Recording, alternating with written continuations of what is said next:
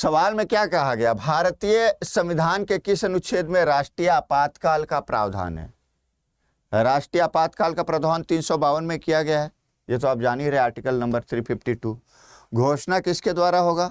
राष्ट्रपति महोदय करेंगे, महोदय महोदया जो भी हो। और जो है काउंसिल ऑफ मिनिस्टर के सलाह पर करेंगे, अपने से कर भी नहीं सकते हैं, खुद से नहीं कर सकते हैं। दूसरी बात, किस बेस पे करेंगे, किस आधार पर करेंगे? एक तो बाह्य आक्रमण, बाहरी आक्रमण, अगर जैसे कोई दूसरा देश हमारे देश पे आक्रमण कर दिया तो किया जा सकता है, या वैश्विक युद्ध की स्थिति बनी हुई है जिसका प्रभाव हमारे पे पड़ रहा है, हम उसके नेबरिंग कंट्री में या प्रभावित हो सकते हैं, या आंतरिक सशस्त्र विद्रोह, देश के अंदर जो है ना सशस्त्र विद्रोह हो रहा है, हथियार लेकर विद्रोह कर रहे हैं, तब किया जा सकता है ना। इसको जोड़ा गया है बाद में, पहले ये शब्द नहीं था, आंतरिक विद्रोह ही था, और उसी के आधार पर जो है इंदिरा गांधी ने आपातकाल लगा दिया था। तो जनता दल की सरकार जब आई तब इसको जोड़ा गया कि भाई नहीं, आंतरिक सशस्त्र विद्रोह होगा तभी होगा, ये समझ रहे हैं।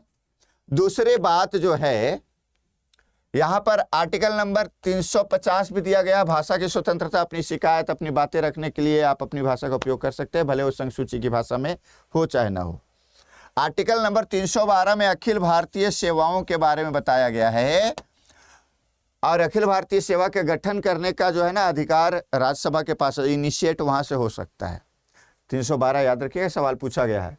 और पूछा गया कि 280 नंबर आर्टिकल जो है क्या है, इसमें फाइनेंस कमीशन यानी कि वित्त आयोग के बारे में बताया गया है। अब आप लोग बताइए, वर्तमान में फाइनेंस कमीशन के चेयरमैन कौन है?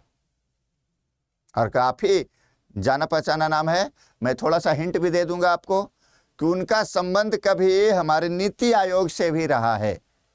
तो कमेंट में बताइए कि फाइनेंस कमीशन का वर्तमान चेयरमैन कौन है और कितने नंबर के चेयरमैन है, ये भी बताइएगा।